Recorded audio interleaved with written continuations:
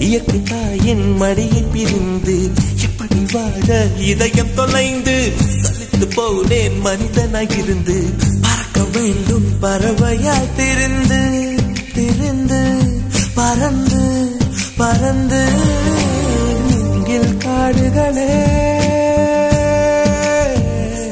வந்து முனகும் பாடல்களே சிகரங்களில்